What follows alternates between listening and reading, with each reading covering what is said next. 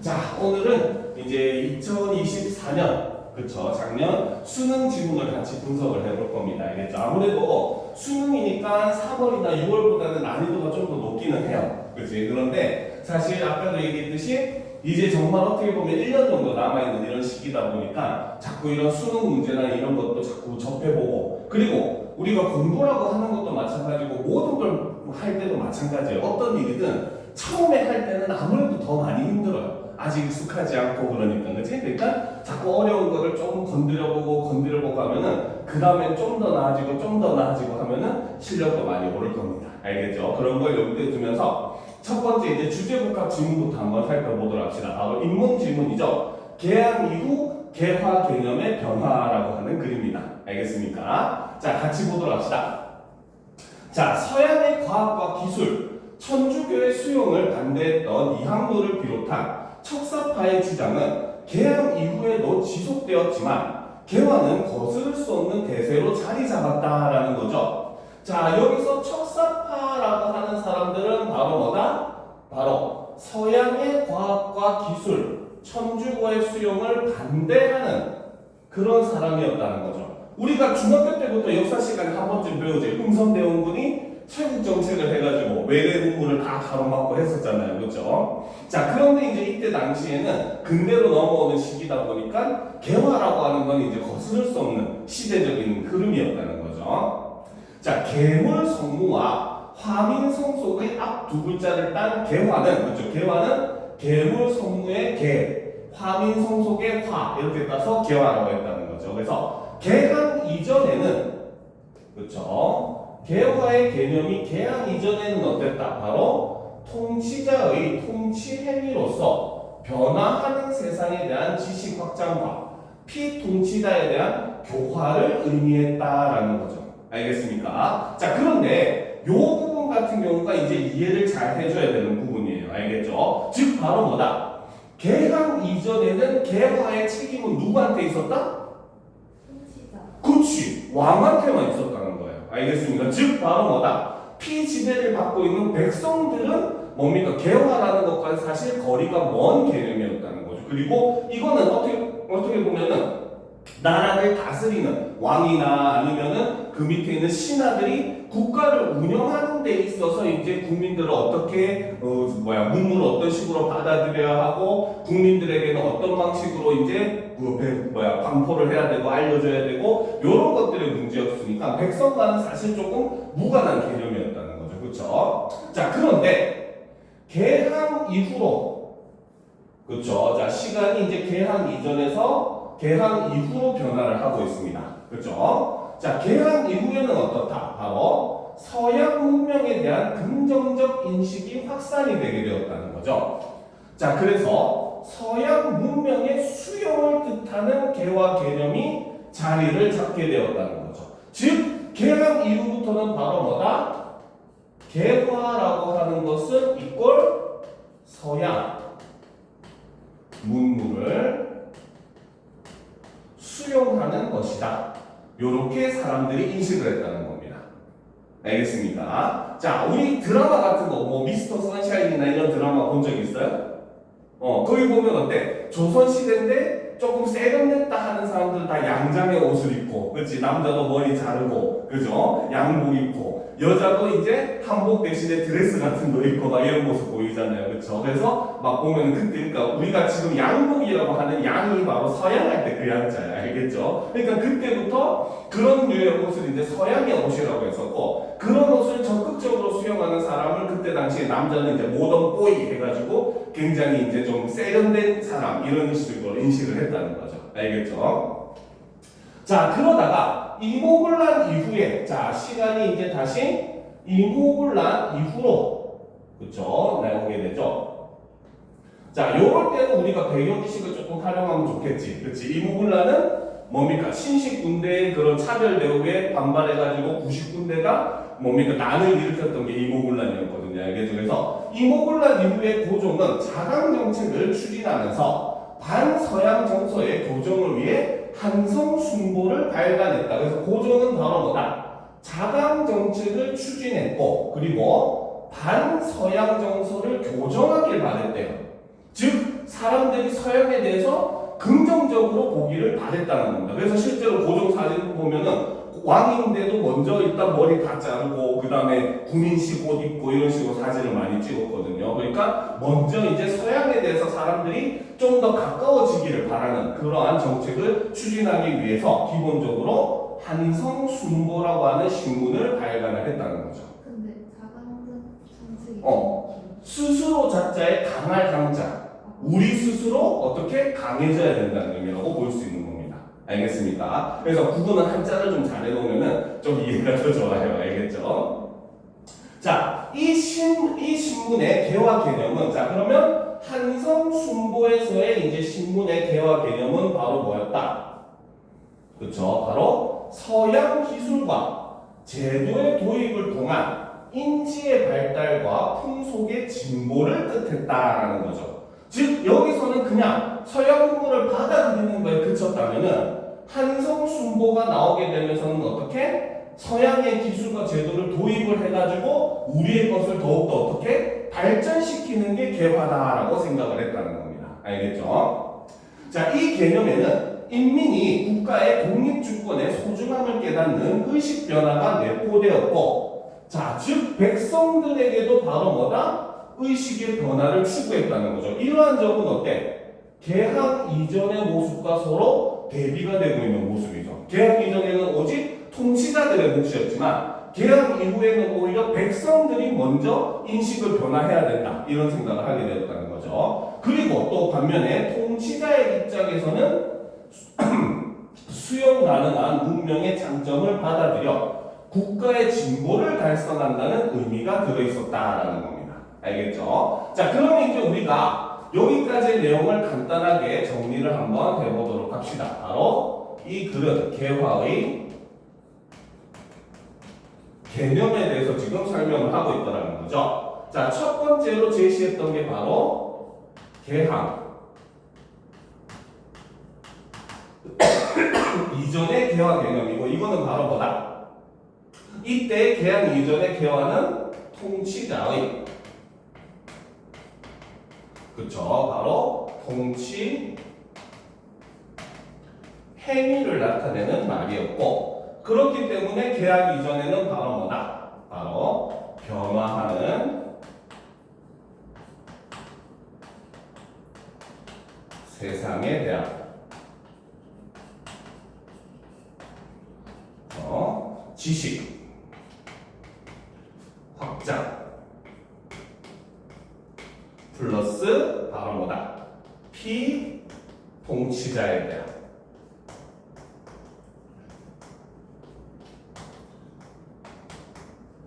교화를 담고 있는 것이고, 그렇기 때문에 이 부분의 핵심은 아까도 얘기했지만 바로 뭐다? 개화의 개념은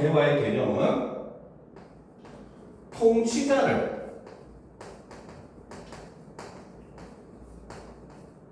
대상으로만 하는 개념이었기 때문에 백성과는 관계가 없었다. 백성은 그저 어차피 통치자가 그걸 거르고 걸러가지고 필요한 것만 줄 거니까 우리는 그냥 신경 쓰지 말아야지, 이런 개념이었다는 거죠. 그쵸? 자, 그러다가 두 번째, 그쵸, 바로 개항을 하게 되면서는 개항 이후에는 그쵸, 바로 뭐다? 서양 문명에 대한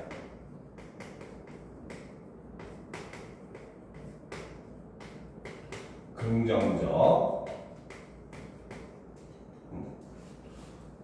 인식이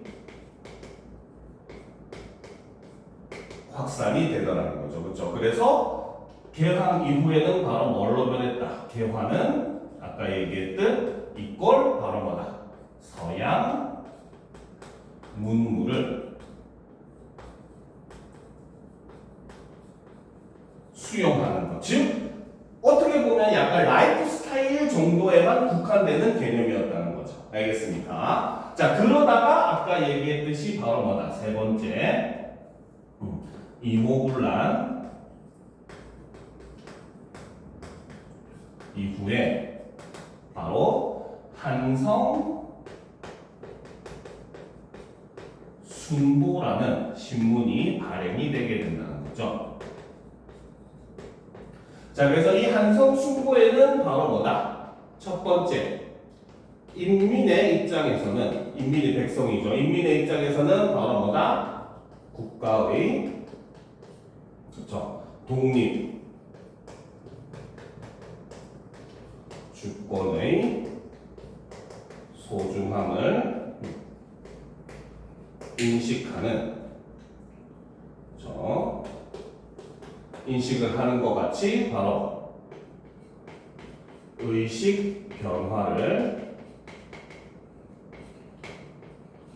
내포하고 있었고, 자, 반면에 통치자의 입장에서는, 그렇죠, 바로 수용 가능한 문명의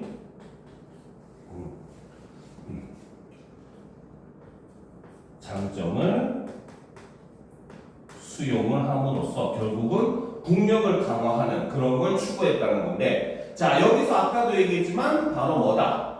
개화의 의미가 점점 내려갈수록 어떻게 의미가 확장이 되고 있는 그런 성질의 모습을 보여주고 있다는 거죠. 알겠습니까? 그러니까 원래는 통치자들만 했는데 그 다음에는 통치자 플러스 일종의 약간 조금 그 시대의 트렌드를 빨리 읽는 그런 지식인들로 확장이 되다가 마지막에는 나라 전체로 이제 확장이 되는 그런 모습을 보여주고 있다는 거죠. 알겠습니까? 여기까지 다 적었어요? 네. 자, 그러면 또 올려놓고 한번 보도록 합시다.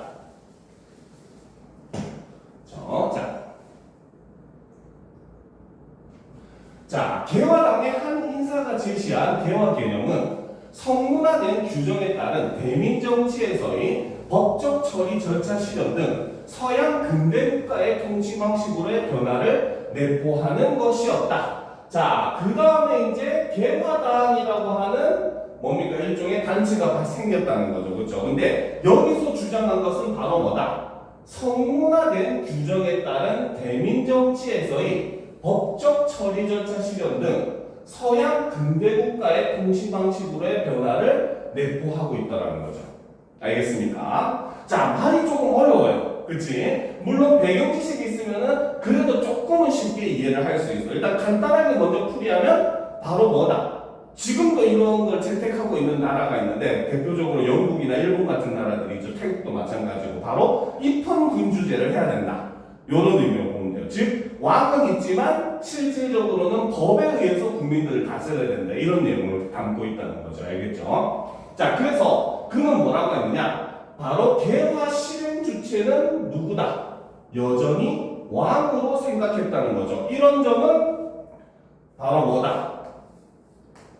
개항, 그쵸? 이전과 공통적인 그러한 모습이라는 거죠. 그쵸? 자, 그래서 왕으로 생각했고, 개화 실행 주체로서 왕의 역할이 사라진 것은 갑신정변에서였다. 그래서 그 다음이 바로 뭐다? 갑신정변이라고 하는 시기가 오면서 개화의 개념은 또 변화를 하게 됐다는 거죠. 그렇죠? 자, 풍속의 진보와 통치 방식 변화라는 의미를 내포한 갑신정변의 개화 개념은 자, 풍속의 진보와 통치 방식의 변화, 이것이 바로 갑신정변의 개화 개념이라는 거죠. 자, 이것은 바로 뭐다? 통치권에 대한 도전으로뿐 아니라 개인의 사역을 위한 것으로 표상이 되었다는 겁니다. 실제로 갑신정변 일으켰다가 금방 끝나버리잖아, 그치? 자, 이후의 개화 개념은 국가 구성원을 조직하고 동원하기 위해 부정적 이미지에서 벗어나야 했고, 유기주는 서유 경문을 저술하여 개화 개념에 덧씌워진 부정적인 이미지를 떼어내고자 했다. 이후 간행된 대한매일신보 등의 개화 개념은 구성원 전체를 실행 주체로 하여, 자, 그래서 대한매일신보 같은 이제 신문들이 나오게 되는 거죠. 그러면 일단 우리가 여기서 한 가지 보고 넘어가야 되는 거는 바로 이 갑신정변으로 인한 개화 개념이 바로 이로 인해서 개화의 부정적 이미지가 생기게 되는, 발생하게 되는 원인이 바로 갑신정변이었다는 거죠. 알겠습니까? 특히나 뒤에 보면 요 부분 개인의 사역을 위한 그런 면이 많았기 때문에 알겠죠? 자, 그래가지고 그거를 벗기기 위해서 여러 가지 노력을 했었고 그러면서 이제 대한매일신보등 같은 신문에서는 바로 국가 구성원 전체를 실행 주체로 하였다는 거죠. 그래서 근대 국가 주권을 향해 그들을 조직하고 동원하는 게 바로 개화다.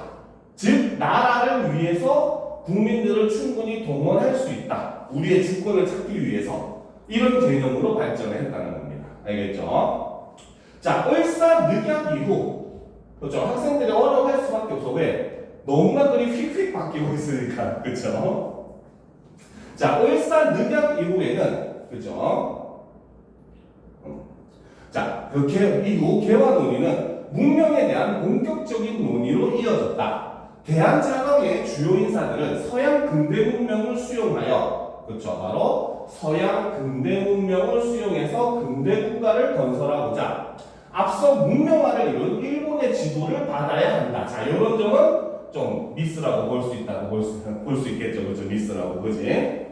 즉, 바로, 근데 이때 당시에는 뭐, 을사늑약이라고 하는 게 바로 을사조약이죠. 알겠습니까? 그러니까 이것을 하고 나니까 사실상 우리의 주권이 이제 빼앗긴 상황이었고, 그러니까 이런 사람들이 바로 뭐다? 이제 일본은 메이지 유신이나 이런 그 일본의 역사를 통해가지고 근대화를 이루었으니까 우리도 이제 일본의 지도를 받아야 된다. 이제 어떻게 보면은 조금 나쁜 쪽으로 얘기하면은 그 일제의 지배를 좀 정당화하는 그런 주장이긴 하죠. 알겠죠?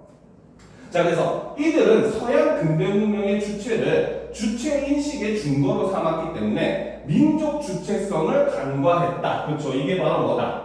근대 문명의 주체는 민족의 주체성을 간과한 한계가 발생했다는 거죠. 그 증거가 무슨 뜻이에요? 증거, 일종의 그런 근거라고 보면 돼요. 알겠습니까? 그러니까 얘네들은 중요한 거는 서양의 문명이라고 생각한 거야. 알겠어? 근데 그 문명화를 이루는 게 누구야? 우리나라 사람들이잖아, 그렇지? 근데 그거를 우리나라 사람들을 간과했다는 거죠. 정작 우리나라 사람들한테 알려가지고 문명을 바꾸어야 이게 근대화가 되는 건데 그거는 간과하고 그냥 서양의 문명만 받아오면 일본의 그런 제도만 받아오면 될 거야 라고 생각을 하는 게 얘네들의 한계라는 겁니다. 알겠죠?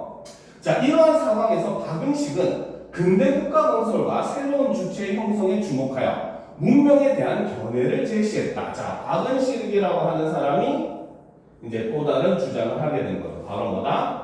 근대 국가 건설과 새로운 주체 형성에 주목을 함으로써 문명에 대한 견해를 제시를 하게 되는데, 자, 그러면 이제 그 내용을 봐야 되겠죠. 그의 기본 전략은 문명의 물질적 측면인 과학은 서양으로부터 수용을 하되 문명의 정신적 측면인 철학은 유학을 혁신하여 재구성하자. 즉 동양과 서양을 합쳐야 된다라고 주장한 게 박은식이었다는 거죠. 무슨 말인지 알겠습니까? 자, 그럼 일단 이것도 정리를 하고 우리가 넘어가도록 합시다. 알겠습니까? 아까 3번까지 했었죠, 그렇죠? 자, 4번 보도록 합시다. 자, 4번 개화당의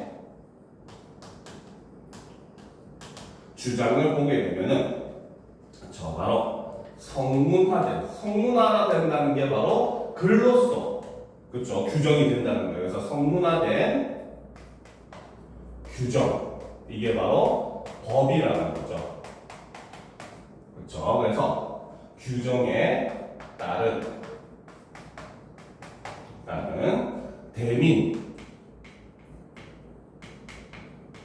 정치에서의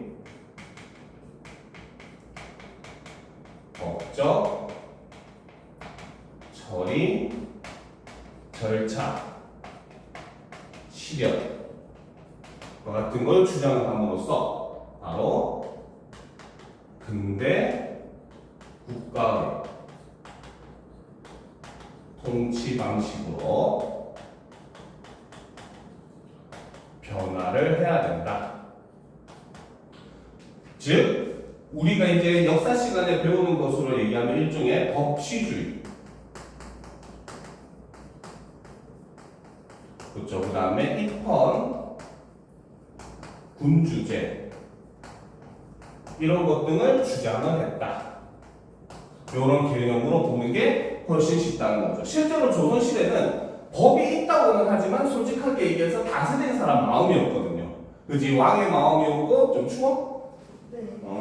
왕의 마음이었고 그 다음에 그 지역을 다스리는 수령의 마음이었고 막 그랬단 말이야. 알겠지? 그러니까 아예 왕은 이제 나라를 다스리는 사람이지 법에 대해서 이거 법을 마음대로 하는 사람은 아니다. 그러니까 우리도 법을 딱 만들어 놓고 그에 따라서 사람들을 뭡니까? 벌 줄 사람 벌 주고 상 줄 사람 상 줘야지 자꾸 마음대로 하면 안 된다라는 걸 주장을 했다는 거죠. 자, 그런데 이제 이 개화당의 핵심은 바로 뭐다?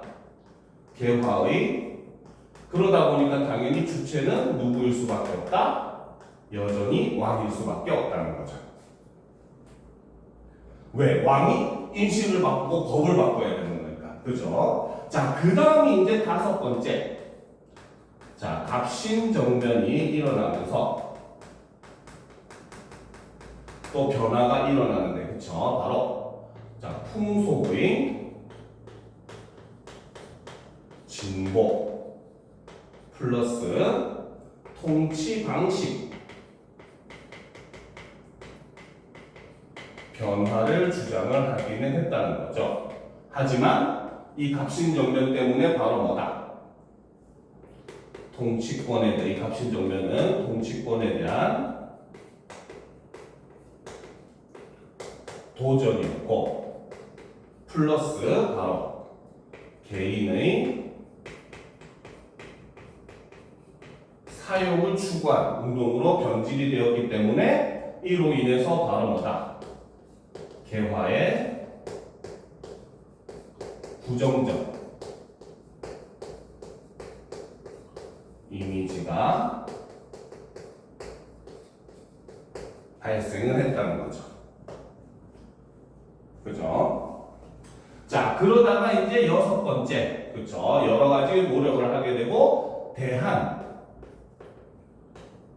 매일, 신보라고 하는 신문이 나오면서 이제 또 개화 개념이 변화를 하게 되는데, 바로 뭐다? 이때, 개화의 실행 주체는 이걸 바로 국성원 전체라고 봤다는 거죠.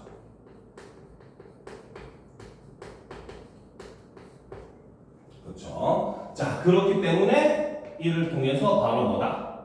근대 주권 국가 형성을 위해 국민 동원하는 것을 일종의 정당화하는 이런 모습을 보여주더라는 거예요. 즉, 국민은 뭡니까? 개화의 실행, 너희도 개화의 실행 주체다. 그러니까 국가가 이런 일이 있을 때 국가를 위해서 이렇게 하는 게 당연하다라고 의무를 부과하는 요소로서 일종의 개화의 개념을 만들었다는 겁니다. 알겠습니까? 여기까지 다 적었어요? 네. 그러면 또 7번 정리를 해보도록 합시다. 자, 그러다가 을사, 늑약, 바로 을사조약이 발생을 하게 되죠. 그렇죠? 자, 여기서는 이제 바로 누가 제시됐다. 그렇죠? 바로 그래서 대한자강회 같은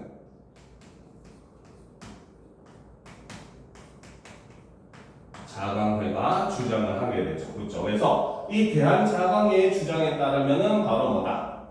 바로 근대 문명을 추구해야 한다. 그러기 위해서는 플러스 어떻게? 일본의 지도를 수용해야 된다. 라고 봤다는 거죠. 그렇죠? 자, 그런데 아까 얘기했듯이 이거는 이제 한계라는 거죠. 그렇죠? 바로 뭐다? 민족. 이거는 근데 앞에 거는 아까 뭐 중거 어려운 말 있잖아. 그치? 근데 핵심은 요거 하나밖에 없어, 사실은. 우리 민족의 주체성을 강화했다. 요것만 보면 되기는 해요. 알겠죠? 그래서 민족 주체성을 간과했다는 것이 이들 주장의 한계로 볼 수가 있다라는 겁니다. 알겠습니까? 자, 그러고 이제 여덟 번째로 바로 박은식이. 박은식이라는 분이 주장을 하게 되는 거죠. 그렇죠? 자, 그래서 이 사람은 문명이라고 하는 것에 대해서 재정의를 내리게 된다는 거죠. 그래서 문명이라고 하는 것은 바로 뭐다? 그렇죠? 자, 과학은 바로 물질적 측면인 것이고, 그렇죠? 그 다음에 철학은 정신적 측면의 것인데, 이때 과학은 어떻게? 바로 서양의 것을 수용해야 한다. 하지만 철학은 어떻다? 바로 유학을 혁신하고 재구성해야 된다. 즉, 이 말은 이꼴 바로 뭐다? 동서양 문화의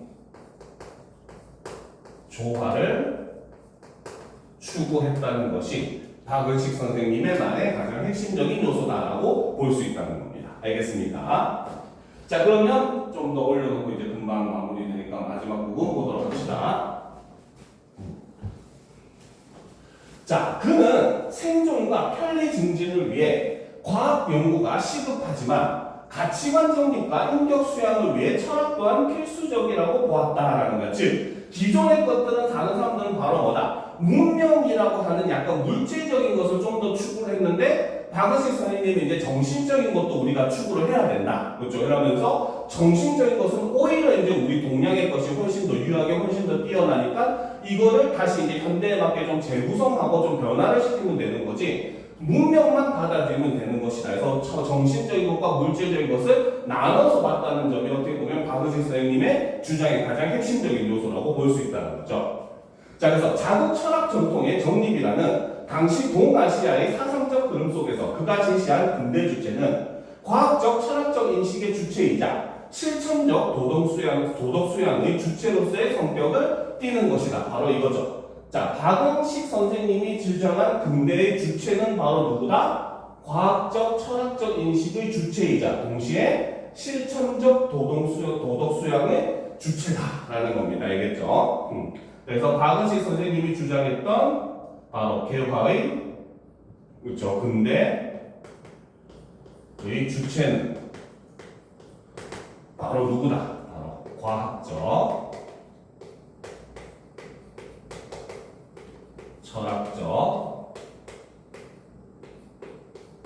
인식의 주체이자 동시에 실천적, 즉 자신이 생각한 것을 실천할 수 있는 실천적 도덕 수양의 주체이다.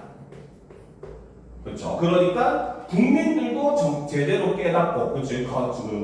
근대화라든지 그 다음에 뭐 이런 것들 개화에 대해서 제대로 이해를 하고 그거에 대해서 스스로를 반성하고 할 줄 알고, 그리고 과학이나 이런 좋은 것들은 또 우리가 받아들일 수 있는 이런 주체여야지 우리가 올바로 개화를 할 수 있다라고 주장을 한 게 박은식 선생님이었다는 거죠. 그래서 지금 이 부분은 바로 개화의 인식이, 사실 이 시기는 사회가 굉장히 지금보다도 더 급격하게 변하던 시대라고 봐야 돼요. 어떻게 보면 서양에서는 거의 한 200년 가까이 걸렸던 그 근대화, 산업화, 200년이 아니죠. 사실 뭐 서양의 근대화라고 하면 르네상스 이후를 근대화라고 하거든요. 르네상스가 보통 한 17세기 정도 돼요. 알겠습니까? 그러니까 17세기 이후부터 거의 한 20세기 정도까지 거의 한 3세기, 4세기 되는 그 시기에 겪었던 일을 우리는 불과 한 20-30년 만에 겪게 되는 거죠. 그러니까 이때 당시에는 어마어마한 변화가 있었고 사회가 혼란스러울 수밖에 없었기 때문에 이렇게 개화의 개념도 굉장히 많이 변할 수밖에 없었다라고 볼 수 있다는 겁니다. 알겠습니까?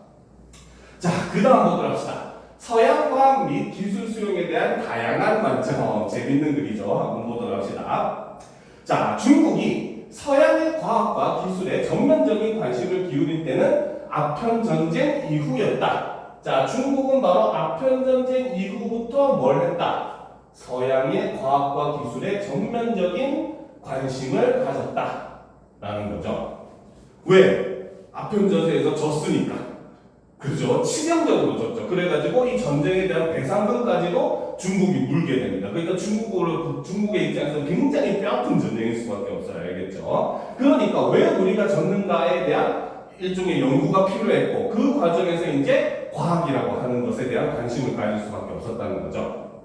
자, 전쟁 패배에 따른 위기감은 반세기에 걸쳐 근대화의 추진과 함께 의욕적인 기술 수용으로 이어졌지만 청일 전쟁의 패배는 기술 수용만으로는 부족하다는 인식을 낳았다라는 거예요. 그래서 아편 전쟁은 바로 뭐다? 바로 근대화의 추진과 함께 의욕적인 기술 수용을 이루었다면 반면에 그 이후에 청일 전쟁에 대한 패배는 바로 뭐다?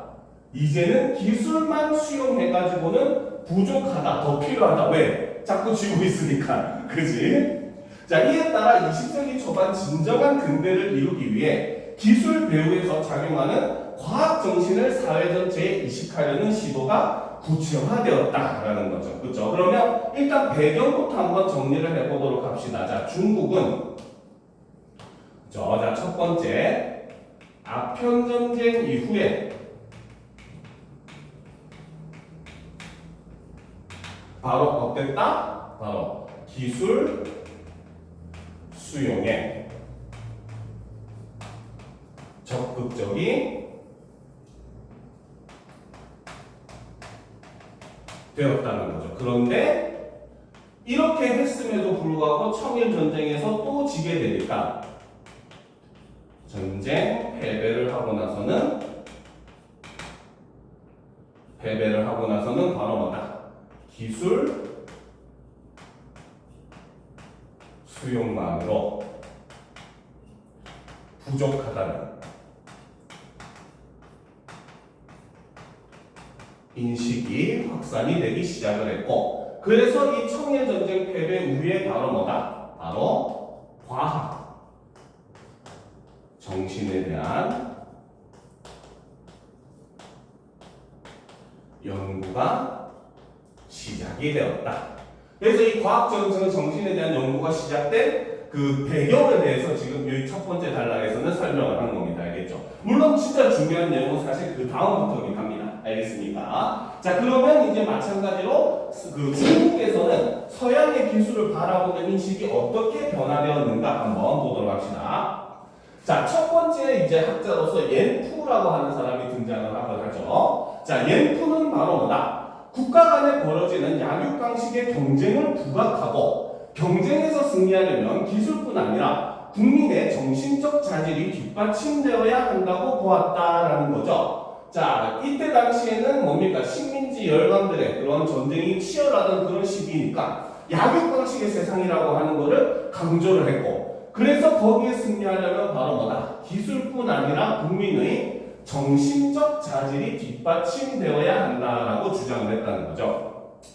자, 그 중에서 이제 이 정신적 자질 중에서 과학적 사유 능력이라고 하는 것을 옌푸는 굉장히 중요하게 봤다라는 거죠. 그래서 과학적 사유 능력이 가장 중요하다고 파악한 그에게 과학 정신이 전제되지 않은 정치적 변형은 뿌리 내릴 수 없는 것이었다. 즉, 정치든 사회든 모두가 어떻게 과학 정신에 전제를 하고 뭡니까? 이루어져야 된다라고 옌푸는 주장을 했다는 거. 즉 어떻게 보면 모든 것에 다 과학을 갖다 붙이는 그런 인물이라고 볼 수 있어요. 그죠?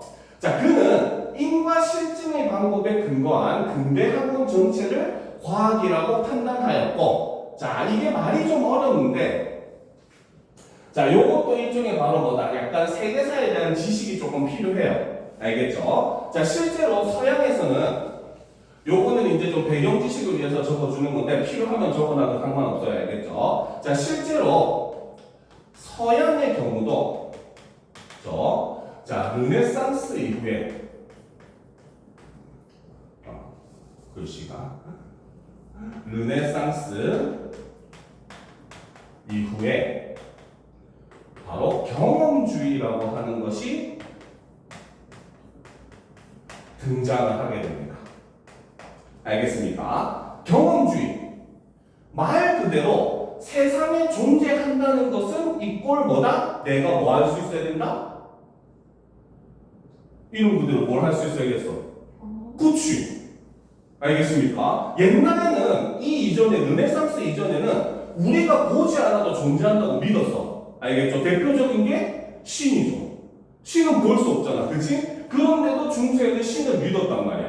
나뭇잎이 왜 떨어져? 신이 그렇게 만들었으니까. 사과는 왜 가을에 열리지? 신이 그렇게 만들었으니까. 이런 거란 말이야, 알겠지? 근데 이제 그거에 대한 반성이 일어나면서 서양에서는 르네상스 이후에 다시 인간 중심으로 돌아오게 되고 그 과정에서 경험주의라고 하는 게 나오게 됩니다. 즉, 바로 뭐다?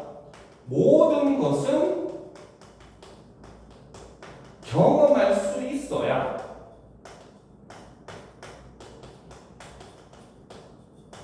있어야 존재하는 것이다. 이라는 게 바로 경험주의의 핵심적인 생각이에요.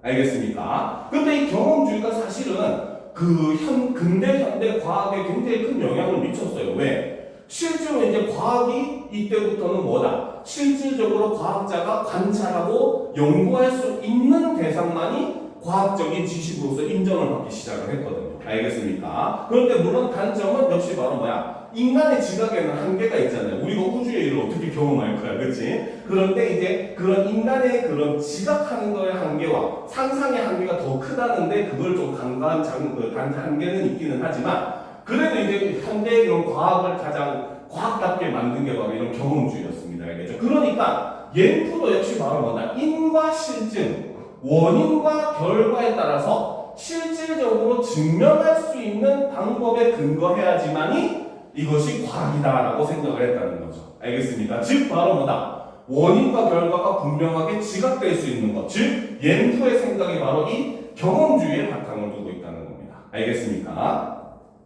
자, 계속 보도록 합시다. 그래서 과학을 습득하여 전통 학문의 폐단에서 벗어나야 한다고 주장했다. 자, 그러면 이제 우리가 간단한 문장인 것 같지만 여기서도 한 가지가 숨어 있죠. 바로 뭐다? 전통 학문의 폐단에서 벗어나야 한다라고 얘기했어. 그렇지? 이 말은 옌프는 전통 학문을 좋게 본다, 나쁘게 본다?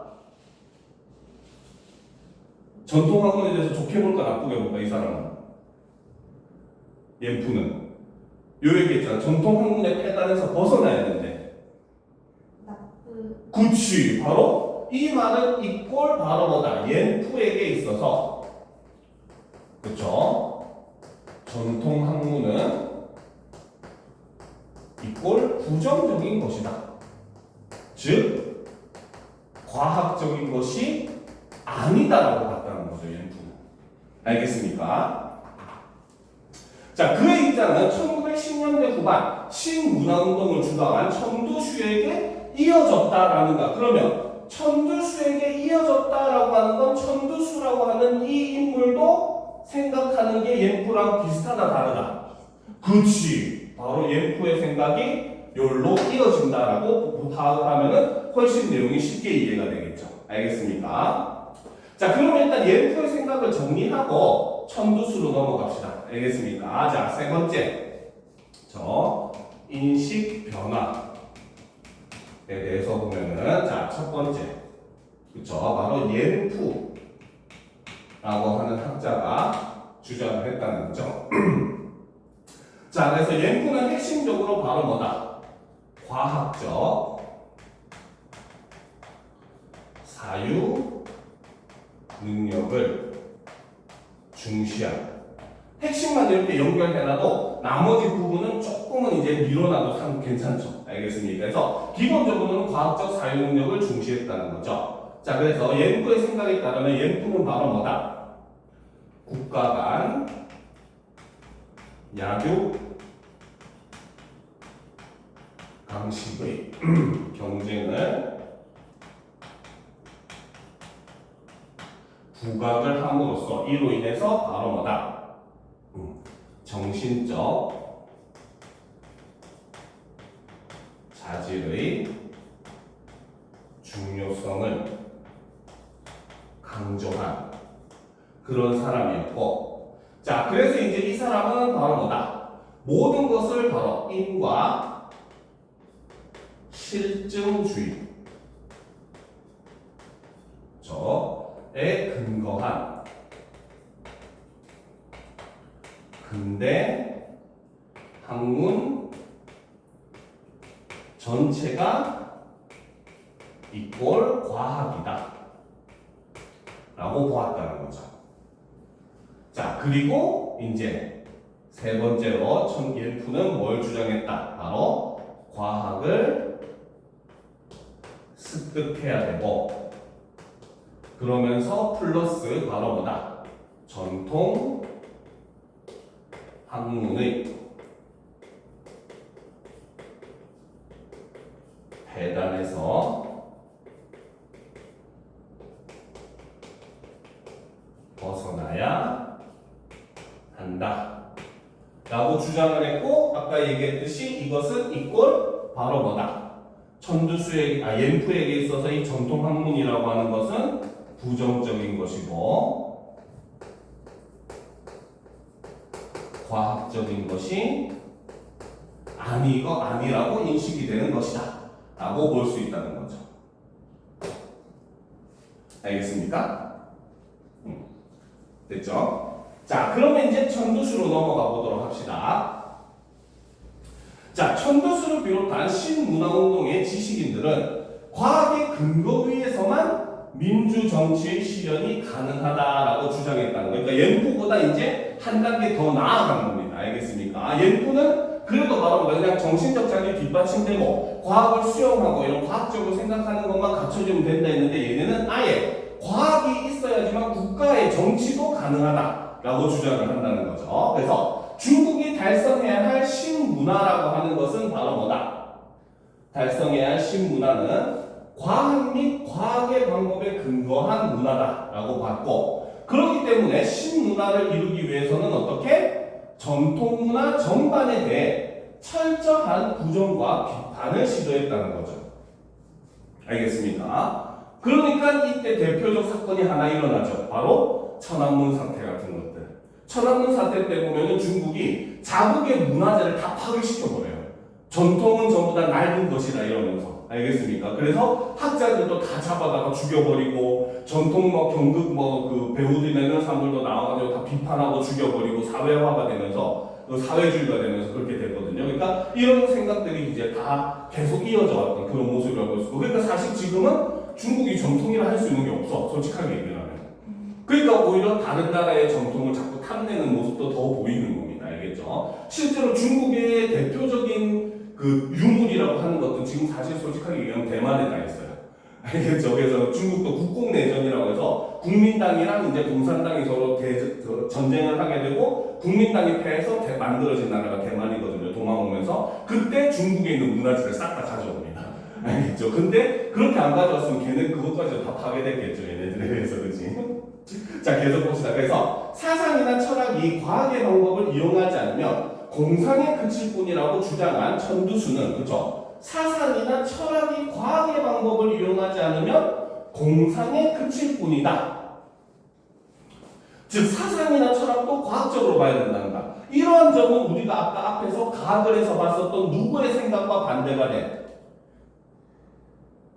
누구의 생각과 반대가 됩니까? 바로 박은식의 생각과 반대가 되죠. 박은식은 아까 뭐라고 했어? 앞에 각을 해서. 그치, 철학은 분리해야 되고, 철학은 오히려 동양의 것, 유학을 더 발전시키고 계승하고 변형시켜야 된다라고 주장했는데, 얘네는 사상도 오로지 철저하게 과학에 입각해야 된다라고 주장을 했다는 겁니다. 알겠습니까?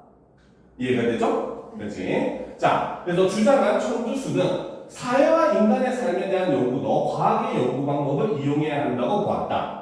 그는 제1차 세계대전의 비극은 과학을 이용해 저지른 죄악의 결과일 뿐 과학 자체의 죄악이 아니라고 주장하며 과학에 대한 자신의 생각을 지속했다. 즉 우리가 한 번쯤은 들어봤던 그거 있잖아요. 과학의 가치 중립성. 그렇죠? 천두수는 그걸 주장하는 겁니다. 알겠죠? 즉 기술 자체는 문제가 없다. 그걸 이용한 사람들이 잘못했을 뿐이다 라고 생각을 한다는 거죠. 그러니까 어떻게 보면 옌프도 마찬가지고 천두수도 마찬가지고 철저한 과학 신공자라고 볼 수 있는 겁니다. 알겠죠? 자, 그러면 천두수의 입장을 한번 정리를 해봅시다. 바로 천두슈. 그렇죠? 자, 천두슈라고 하는 인물은 바로 뭐다? 옌프의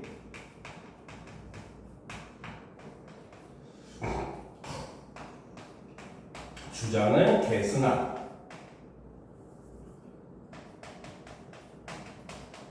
사람이었다는 거죠. 그렇죠? 그래서 천두수의 주장에 따르면 바로 뭐다? 과학의 근거 위에서만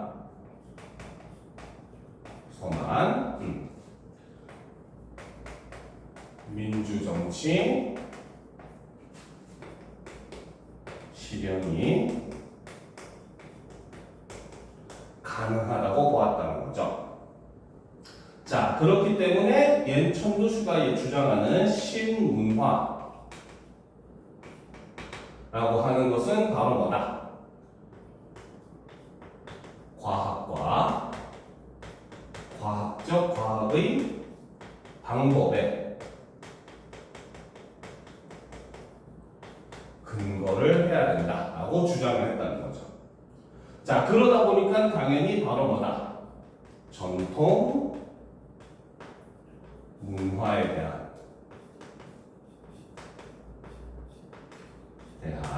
철저한 부정과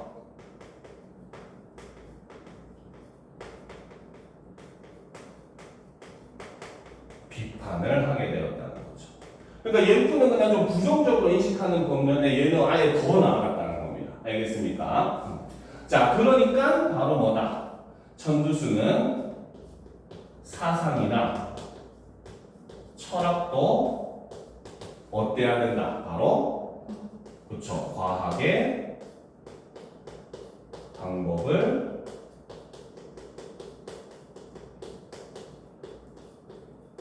이용해야 한다. 오로지 이용해야만 한다라고 주장한 게 바로 천두수였다는 거죠. 알겠습니까? 그리고 이 천두수가 바라본 1차 세계 대전이라고 하는 것은 바로 뭐다? 그쵸? 바로 과학의 가치 중립을 주장하는 근거라는 거죠. 즉, 사용한 인간이 잘못된 것이다 라는 겁니다. 알겠습니까? 그래서 이것은 이꼴 바로 뭐다? 과학을 이용해 저지른 죄악이라는 것. 즉, 과학 자체의 잘못이 아니다 라고 주장한다는 거죠. 알겠습니까?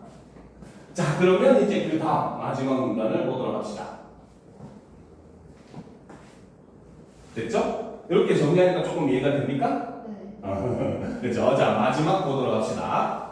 자, 한편 제1차 세계대전 이후 유럽을 식찰했던 장진마이는 자, 장진마이라고 하는 사람이 등장을 하네요. 그렇죠? 자, 이 사람은 바로 뭐다? 통제되지 않은 과학이 불러온 역작용을 목도한 후, 그렇죠? 이 사람은 유럽에 직접 가가지고 통제되지 않은 과학이 오히려 잘못된 것을 일으킨다라는 걸 직접 봤다는 겁니다. 알겠습니까? 대표적인 게 유럽이나 서양을 중심으로 한 경제 대공황. 이것도 과학의 발전이 잘못 제어가 되지 않다 보니까 일어나게 된 큰 사건 중에 하나거든요. 알겠죠? 그리고 환경오염, 지독한 환경오염들, 그렇죠?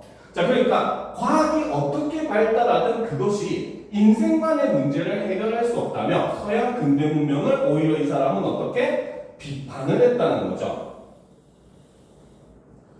그래서 근대과학 문명에서 초래된 사상적 위기가 주체의 책임 부재에서 비롯된 것이라는 주장에 동의했던 그는 오히려 보면 이 장진마이는 그럼 어때? 박은식과 생각이 좀 유사한 사람이라고 볼 수 있겠죠.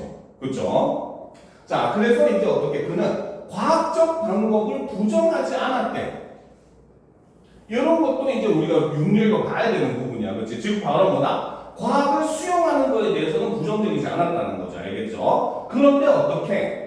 인생관의 문제에는 과학적 방법이 적용될 수 없다라고 주장을 했다는 거죠. 그래서 그는 인생관을 과학과 별개로 파악했고 과학 만능주의에 기초한 신문화운동에 의해 부정된 중국 전통 가치관의 수호를 내세웠다. 그래서 이 사람은 오히려 중국의 전통 가치관을 수호해야 된다, 지켜야 된다라고 주장을 했다는 거죠. 알겠습니까? 자, 그러면 세 번째 마지막 정리를 하면 바로 장준마이에 대한 내용이 정리가 돼야 되겠죠. 세 번째, 장준마이는 그렇죠. 자, 바로 유럽을 직접 시찰을 함으로써 바로 뭐다? 통제되지 않은 과학의 부작용을 목도를 하게 되었다는 거죠. 보았다는 거죠. 그렇죠? 자, 그렇기 때문에 장준마이는 바로 뭐다? 과학의 한계를 인식을 하게 되는데 그 한계라고 하는 것은 바로 뭐다? 과학이 인생관의 문제를 해결을 할 수가 없다는 거죠. 그렇죠? 자, 그렇기 때문에 이 장준마이는 바로 뭐다? 과학적 방법을 인정을 했어. 부정한 거는 아니라는 거죠. 하지만 거기에 플러스 바로 뭐다? 인생관의 문제는 과학으로 해결할 수 없다고 본 것이고, 이러한 태도는 이꼴 바로 뭐다? 과학과 철학, 즉 인생관이 되는 거죠. 철학을 분리했다라고 우리가 추론을 할 수 있는 것이고, 그렇기 때문에 얘는 유사하다. 누구랑? 우리나라의 박은식과 유사한 생각을 가지고 있었다라고 볼 수 있다는 겁니다. 알겠습니까? 그렇죠? 자, 그래서 이제 그렇기 때문에 이 장준마이는 바로 뭐다? 중국 전통 가치관을 수호해야 된다라고 주장을 했다는 거죠. 근데 예전에 이것과 유사한 지문이 있었거든요. 중국에서 이제 서양 과학을 바라보는 관점에 나온 지문이 수능에 그때도 한번 나온 적이 있어요. 한 4, 5년 전에 나왔었거든요. 근데 거기 보면 참 재밌는 게 지금 우리가 중국 하면 떠오르는 이미지가 맨날 모든 게 다 지네들 거라고 하잖아. 그렇지? 그거의 원래 모습을 볼 수 있습니다. 거기서 보면은 처음에는 서양의 것이 우수하다 해서 막 예포처럼 막 인정해야 된다, 수용해야 된다 막 이렇게 하다가 나중에는 이 과학이 전부 다, 그러니까 서양 과학은 중국에서 다 기원한 것이다 라고 얘기를 하면서 서양 과학 중국 기원설을 주장을 하게 되거든요. 알겠죠? 그래서 그런 질문도 함께 보면은 좀 글도 재미가 있을 뿐더러 지금 현대 상황과 비교해보면 조금은 우리가 쉽게 접근할 수 있어요. 그래서 이러한 류의 글들을 딱딱하게만 보지 말고 우리가 일상에서 보는 그런 경험하고 자꾸 연결시키는 연습을 해보면은 좀 더 재미있게 그나마 공부를 조금이라도 흥미를 느끼면서 할 수가 있을 겁니다. 알겠죠? 자, 일단 이번 시간 여기까지 하고 15분 정도 쉰 다음에 50분에 이어서 합시다. 알겠죠?